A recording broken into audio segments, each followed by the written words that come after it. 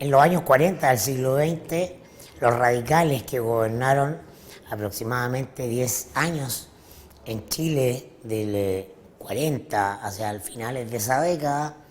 desde antes de los 40, tenían un eslogan que decía: gobernar es educar.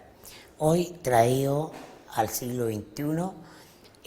esa fórmula debería ser: gobernar es comunicar. Lo reconoció implícitamente la presidenta Bachelet el fin de semana en una entrevista radial, donde relataba, no sin un dejo de amargura,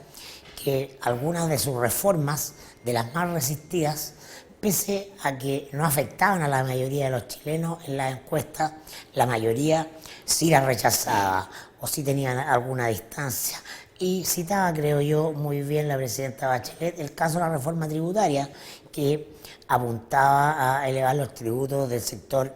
más rico de la población, aunque esto tiene algunos detalles que no es del caso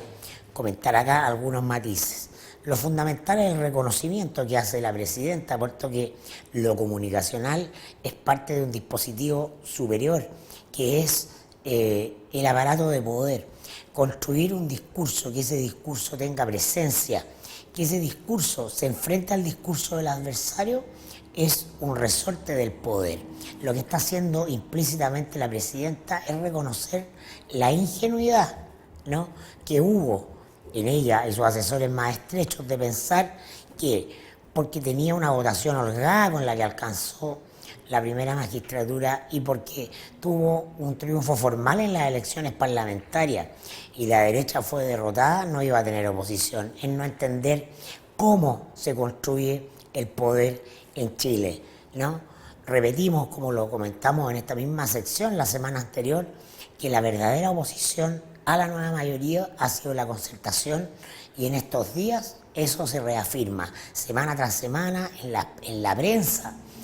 dominical, ¿no? Actores pertenecientes a la vieja concertación reafirman y cercan comunicacionalmente el proyecto de reforma de la presidenta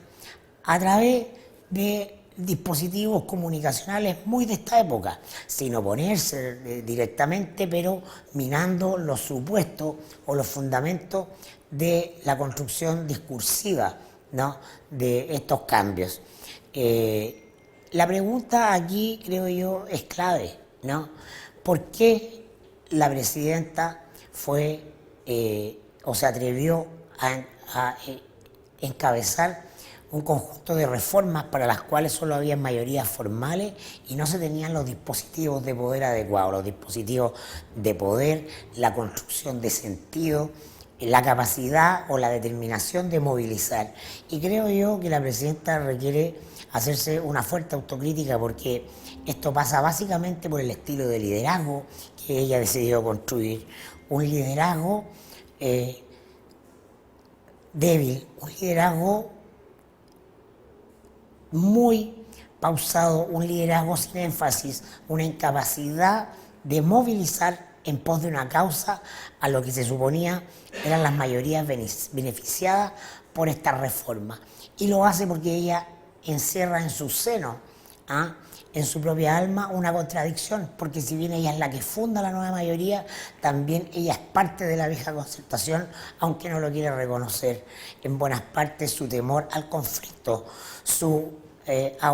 distancia del disenso, su incapacidad de plantear las cosas como muchas veces lo son en términos de diferencias insalvables con los adversarios, son parte del problema fundamental desde donde parte, desde donde se origina, ¿no?, esta incapacidad del gobierno de salir a luchar por su reforma, que a esta altura, desde el punto de vista de su corazón, ya parecen perdidas. Le falta a la presidenta una autocrítica respecto de su estilo de liderazgo y de las condiciones que requiere un liderazgo que vaya a cambiar aspectos que afectan intereses determinantes y muy poderosos que existen en la sociedad chilena.